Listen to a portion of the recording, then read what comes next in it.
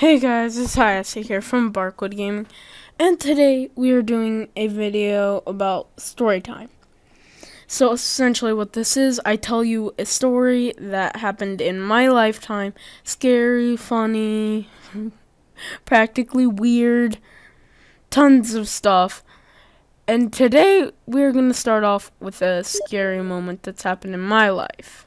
Now, people have done CSGO surfing for these types.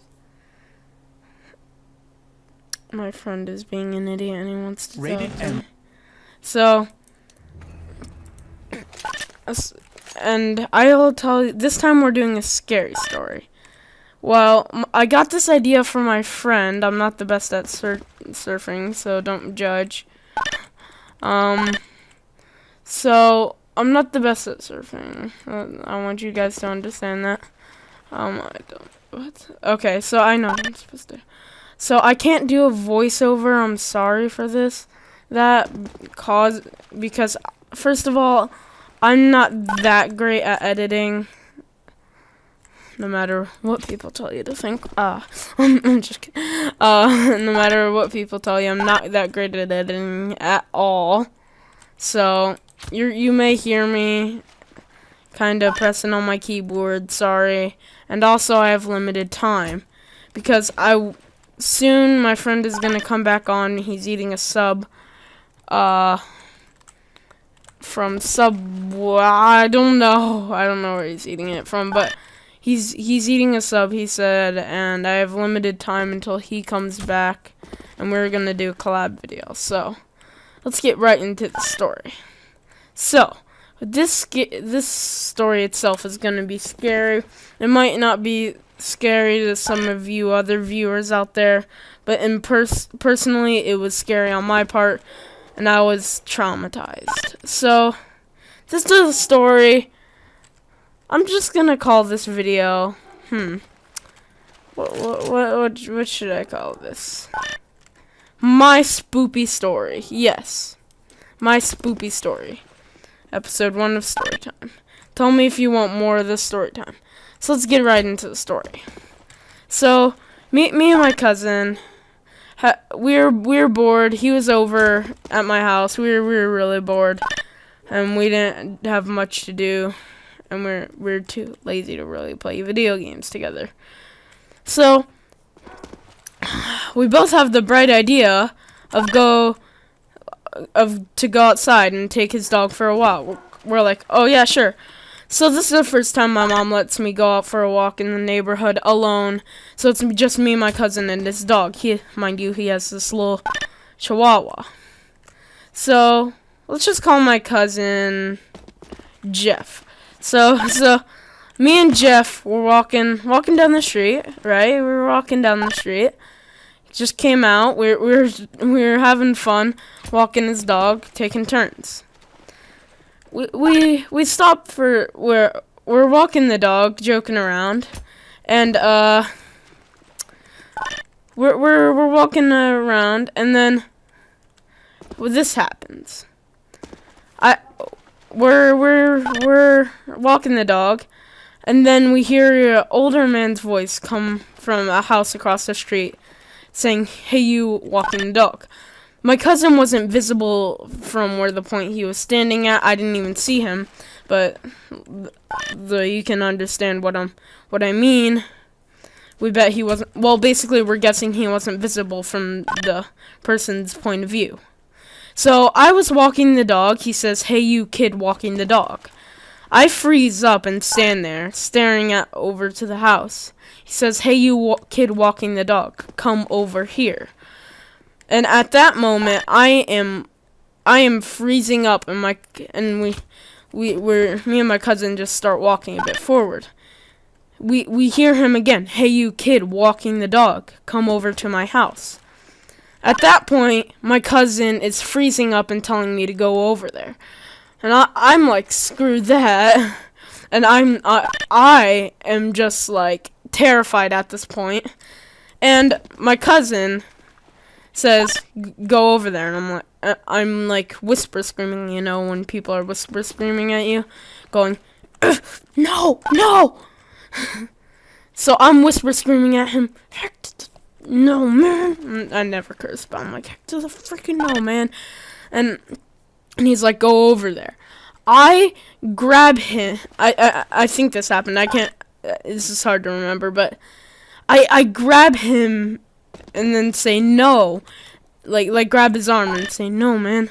And then he says it again, and then I scream at the top of my lungs, run, and then he makes a mad dash for it. He's like dashing in front of me. I scream, run to this house and ring the doorbell, and I'm like scared like half to death right now. And then so while I am scared half to death, he never hears me, so he keeps running. And I don't blame him. Don't be like, "Oh my gosh, your cousin could have helped you." No, I do not blame him for any of this, and do not blame anyone, because this is a story, guys. So he keeps running because he doesn't hear me. I know a bit of his part of the story, so I'll tell you a bit about that at the end. So I run over to the closest house, and oh my god, I was so lucky. It was someone I knew, because I run over to the closest house and I ring the doorbell spastically, and then I hide in the bushes. She comes out saying, hello, who's there? I'm just gonna call this person, I'm just gonna call her, you know what? Jane's her name. Jane comes out, and then I explain her to the situation. I explain her the situation in tears, and I say someone's asking me to come over to her house, with me and my cousin, and she's like, in a friendly way or a like abduction way, and then I say I don't know. I think abduction, and then she tells me to wait here, so I hide in the bushes crying with the dog close to me. And then she goes to get help. She knows there's this one woman and these two older men that she comes back with, and they say that there's two teens that lived in that house, and they have a bad reputation around my neighborhood. They're known for partying and things like that. So I am like, oh, okay. I'm still terrified because I didn't know if it's them or not. And then their parents are never home. Like I think their parents were divorced, and then their dad was always out. So while I am walked home, my mom drives by because they were looking for me. And my mom picks me up, and I explain to them to the situation, and we go to get my brother. My brother, we picked, I live with other family, and they had already picked him up. So we get home, and then I'm sitting there traumatized, crying on the couch, and then we call the police. And my aunt is like, at this point, she's like, I will never let this happen again. And she sure did, and that's why I'm not allowed to walk around my neighborhood now. But like, this never happened, will never happen again. And we call the police, and they get there. So basically, after the police got there, I'll summarize it for you. The police got there. One policeman patrolled the scene. He rang the doorbell. They didn't answer. And one of the things is that they found footprints from the bushes to the backyard gate. Now the policeman comes and reports this to us. And now it comes from my cousin's part of the story.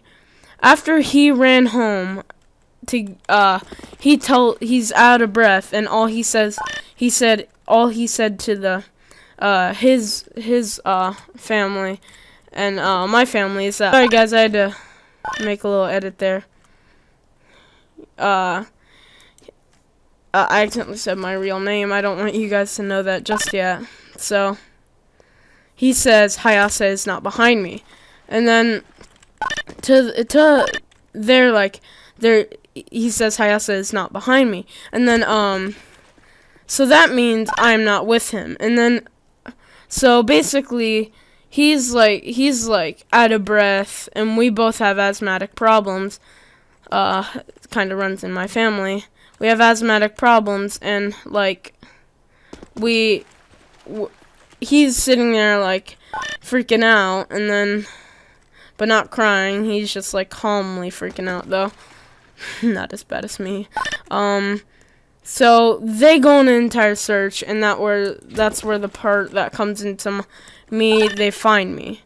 Well, hope you kind of enjoyed this. Sorry, it's kind of bad quality and stuff. Sorry, I wasn't best at explaining this. Tell me if you like it and tell me things I could do better.